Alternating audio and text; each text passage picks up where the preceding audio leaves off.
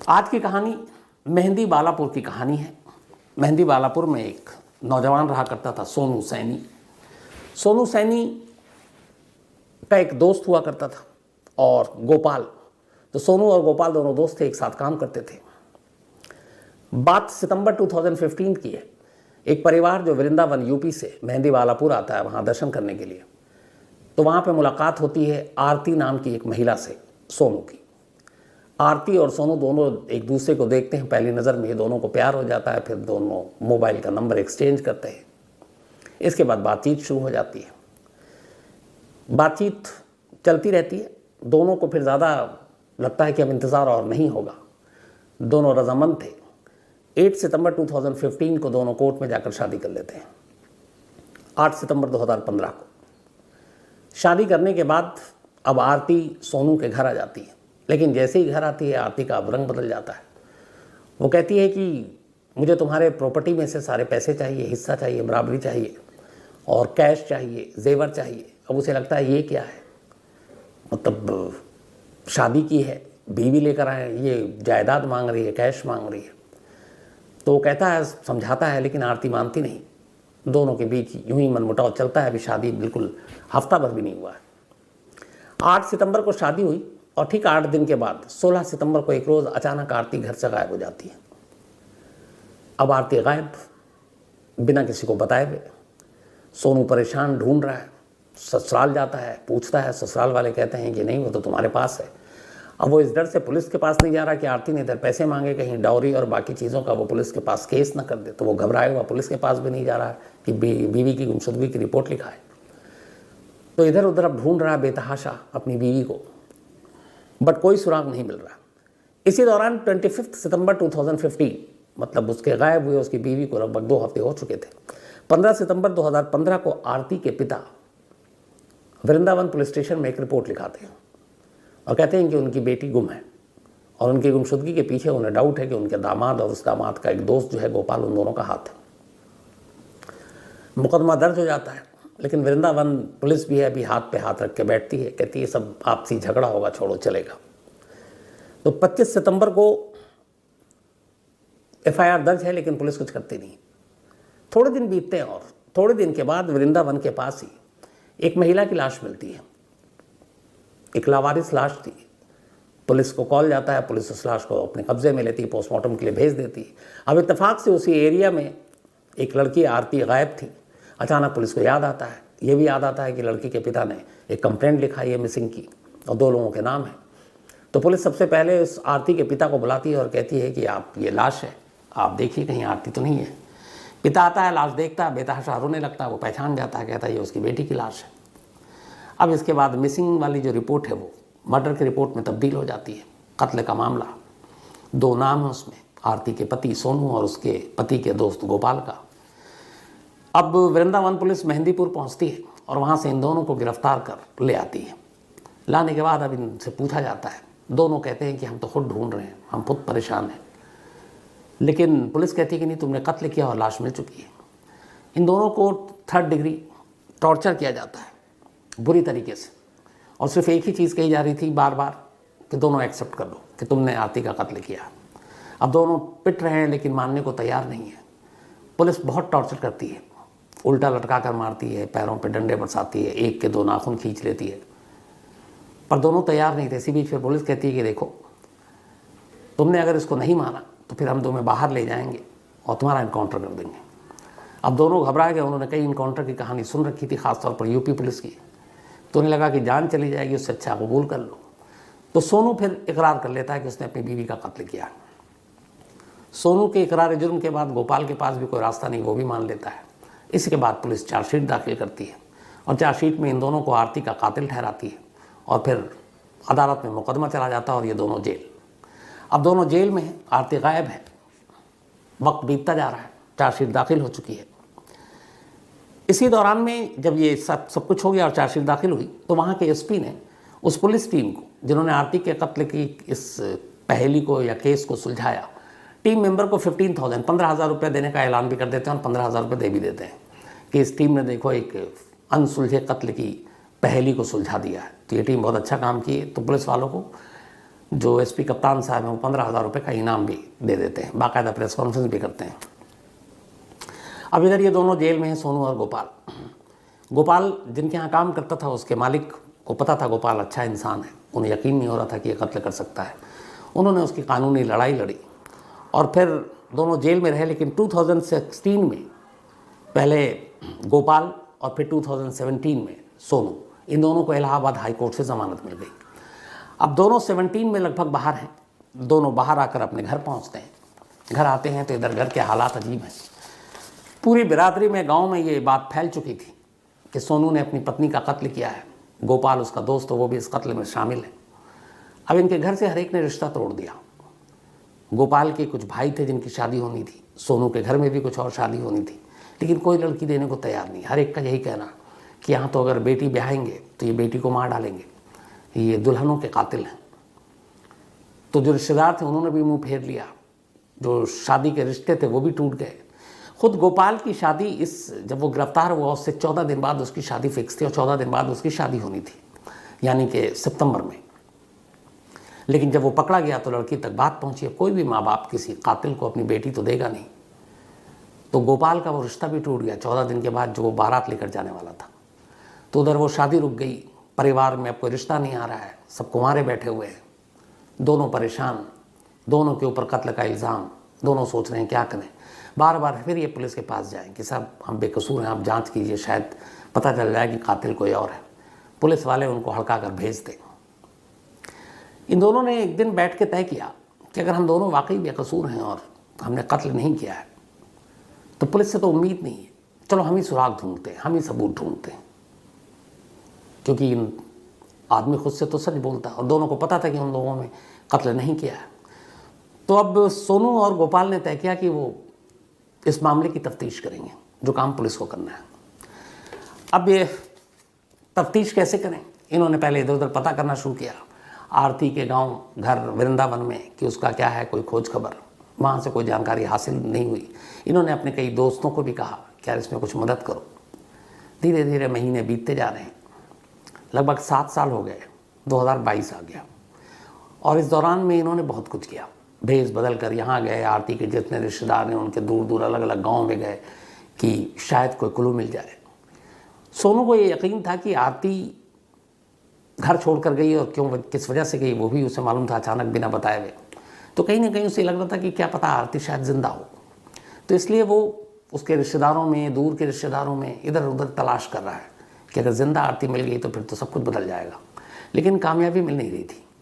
2022 की शुरुआत में अचानक एक, जिस गोपाल दुकान में काम करता था, वहाँ एक लड़का आया और उसे भी इस केस के बारे में पता था क्योंकि गोपाल और सोनू जेल गए हैं, ऐसी बातें छुपती नहीं है छोटी जगहों पर।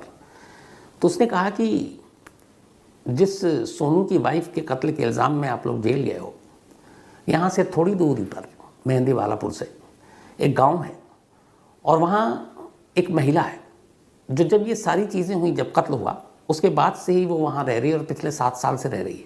लेकिन उसका एक पति भी है और वो शादीशुदा है। अब मुझे डाउट है कि वो है कि नहीं है, लेकिन लगता है कि वो है क्योंकि 1-2 बार मैंने लोगों से पूछा तो उन्होंने बताया कि हाँ टाइमिंग वही है उसकी शादी की। अब इन दोनों को जहाँ से जो भी सुराग मिले, जो भी बताए उसी तरफ ये दौड़ पड़ते थे। इन दोनों ने कहा कि चलते हैं। अब ये दोनों उस गांव में पहुंचे जिस गांव के बारे में उस लड़के ने बताया। लेकिन अब वहाँ ये भी है कि इन दोनों को पहचान लेंगे क्योंकि सोनू तो उससे शादी की थी, उसका चेहरा जानते हैं। गोपाल उसका दोस्त था, गोपाल को भी आरती जानती है। दोनों ने भेस बदला, गमछा वमछा मुँह पर रखा, गाँव गाँव घूमे गए, पर आरती से मुलाकात नहीं हो रही है।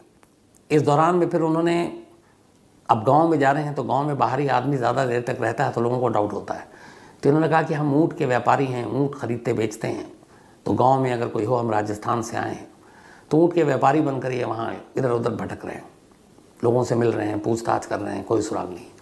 फिर इन्हें लगा ये क्या है, कुछ फ़ायदा हो नहीं रहा, अब कैसे कब तक रहें। फिर उन्होंने भेस बदला और ये वहीं उस इलाके में जिस मोहल्ले के बारे में शक था कि यहाँ आरती रहती है, ये वहाँ सब्ज़ी बेचने वाले के एक कैरेक्टर में आ गए और दोनों सब्जियों की रेहड़ी लगाने लगे, ठेला लगाने लगे और घर घर आवाज़ देकर सब्जियां बेचने लगे।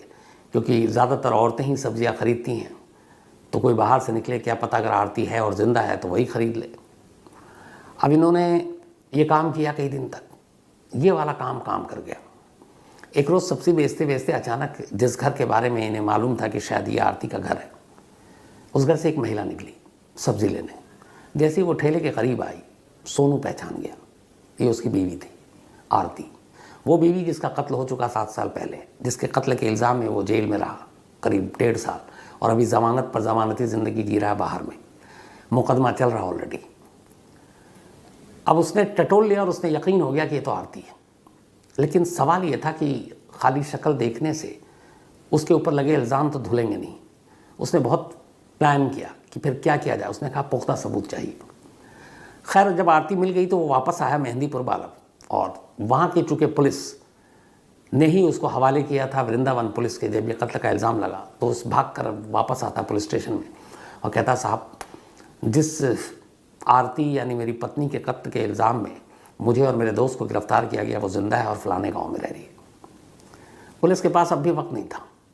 थाने के इंचार्ज ने कहा कि एक काम करो, खाली तुम्हारे बोलने से कुछ नहीं होगा, पुख्ता उसके ज़िंदा होने का सबूत लाओ, कागज़ लाओ, कागज़ पे भी ज़िंदा होनी चाहिए। सिर्फ ज़िंदा होने के लिए अगर तुम कह रहे हो कि वो ज़िंदा है तो अदालत नहीं मानेगी।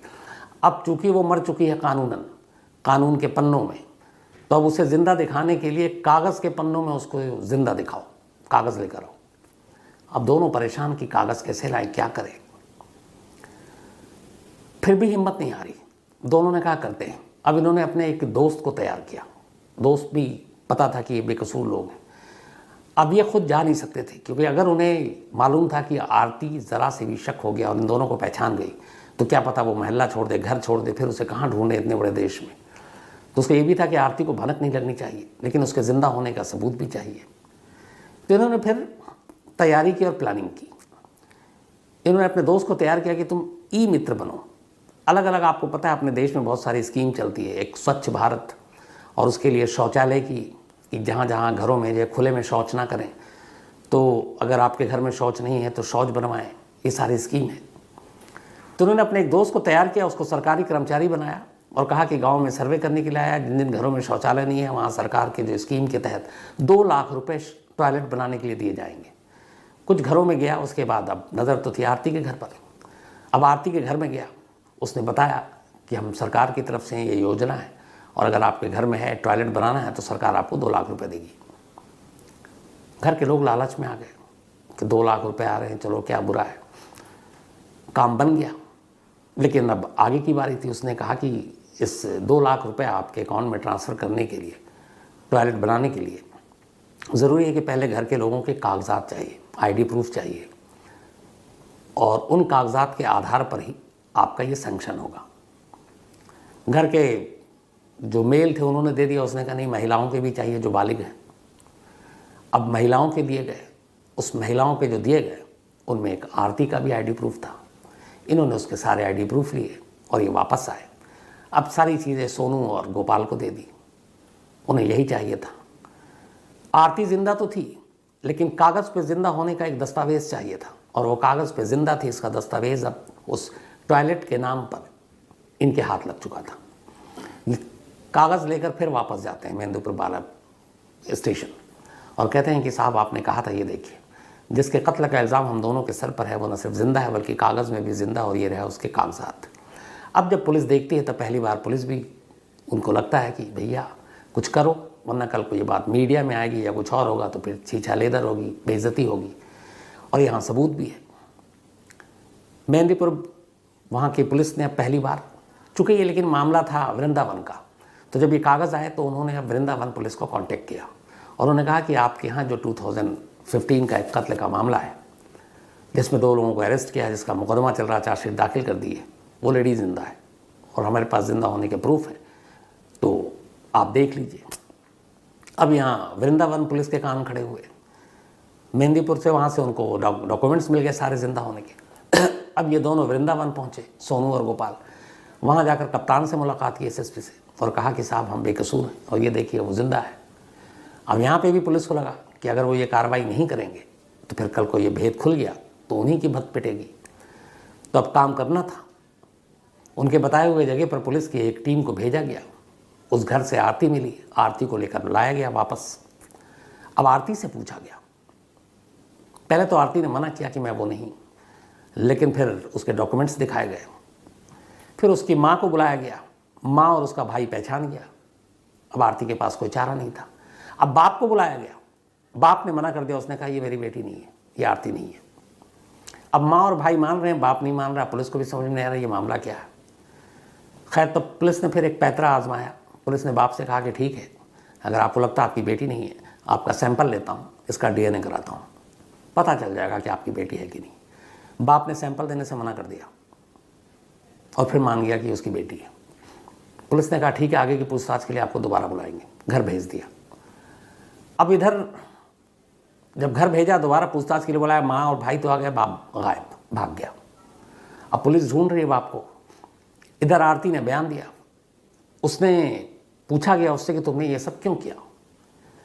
तो उसने कहा कि जब मैंने शादी की उसके बाद मुझे सोनू पसंद नहीं आया, मेरा पति, मैं उसके साथ पूरी ज़िंदगी बिता नहीं सकती थी और इसीलिए मैंने 8वें दिन उसका घर छोड़ दिया। मुझे एक और शख्स पसंद आ गया, मैंने उससे शादी कर ली। अब मेरी शादीशुदा ज़िंदगी बहुत कामयाब है। तो पुलिस ने कहा कि वो जो वृंदावन के करीब एक महिला की लाश मिली थी तुम्हारे गायब होने के करीब महीने भर के अंदर, वो लाश किसकी थी, तुम्हारा उस लाश से क्या लेना देना। उसने कहा मुझे उसके बारे में कोई जानकारी नहीं कि वो लाश किसकी थी, उसका क्या कनेक्शन है मेरी गुमशुदगी से। अच्छा, उस वक्त अब चूंकि आरती मर चुकी है तो वो तो खुद तो शिनाख्त करने आएगी नहीं और गायब भी है। आरती के पिता ने लाश की शिनाख्त की थी कि आरती ही है, तो अब वही सच बता सकते थे कि वो लाश किसकी है और क्यों उन्होंने सोनू और उसका नाम लिया, क्योंकि आरती ने तो कोई कंप्लेंट लिखाई भी नहीं थी कभी, वो तो गायब हो गई थी सीधे। और वो कह रही है, अब अपना बयान दे रही कि मैं 7 साल से मैं किसी और के साथ शादी करके रह रही हूँ, मैं खुश हूँ और मेरा सोनू से या फिर उस लाश से या फिर मेरे घर वालों से कोई कनेक्शन नहीं, कोई मतलब नहीं है। तो अब उस लाश जो मिली और जिसको आरती की लाश बताई गई और आरती का वो बाप जिसने उस लाश को कहा कि वो आरती की लाश है, ऐसा क्यों कहा, इसका जवाब सिर्फ और सिर्फ आरती के पिता के पास है। लेकिन आरती के पिता गायब। अब पुलिस उन्हें ढूंढ रही है, जब वो मिलेंगे तो आगे की कहानी का खुलासा होगा। लेकिन इस पूरी कहानी में जो चीज़ साफ हुई वो ये है जो मैंने आपको शुरू में बोला कि अगर किसी के ऊपर इल्ज़ाम लगता है तो फिर साबित भी करना उसकी जिम्मेदारी होती है और फिर क्या क्या करना पड़ता है। इन दोनों ने फिर अपनी कहानी सुनाई है। इन्होंने कहा कि जब इन्हें पकड़ा गया तो पुलिस सिर्फ एक ही चीज़ बार बार कह रही थी कि दोनों मान लो कि तुम दोनों ने ही आरती का कत्ल किया है, इसके अलावा कोई चारा नहीं। उन्होंने कहा कई दिनों तक पुलिस कस्टडी के नाम पर थाने के अंदर रखा, जगाया, मारा, पीटा, टॉर्चर किया, उल्टा लटकाया, पैरों के तलवे पे डंडे मारे, पीठ पे डंडे मारे, बैक पे डंडे मारे, प्लास से 2 नाखून उखाड़े और आखिर में फिर जब भी नहीं माने ये, तब फिर ये कहा कि देखो इनकाउंटर हमारे लिए कोई मुश्किल काम नहीं और तुम दोनों के ऊपर कत्ल का इल्ज़ाम है तो लोग भी कुछ नहीं कहेंगे, तुम्हारे पास यही कि तुमको ले जाकर इनकाउंटर कर दें। जान बचाने के लिए दोनों को फिर ये झूठ बोलना पड़ा कि वही कातिल है।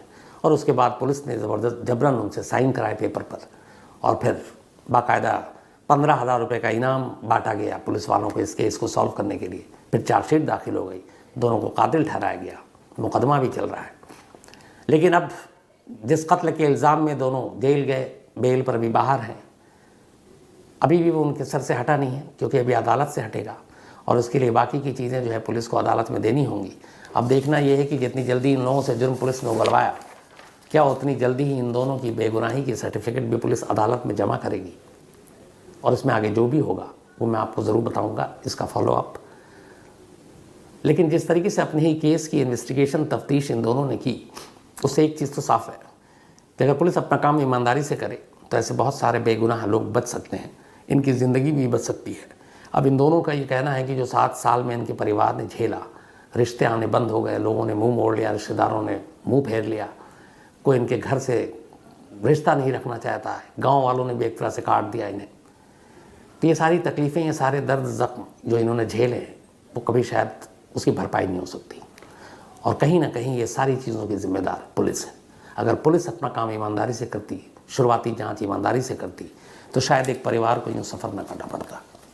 लेकिन ये तो एक कहानी है, ऐसी पता नहीं कितनी कहानियाँ अब भी कहीं ना कहीं पनप रही होंगी, कहीं हो चुकी होंगी, कहीं लोग उसके मारे जेल में होंगे, बेगुनाह भरी पड़ी हैं ऐसी कहानियाँ, ऐसे दर्द जो लोगों के साथ हैं और जो पुलिस की इस लापरवाही और जुल्म के शिकार हैं। तो फिलहाल कहानी में इतना ही।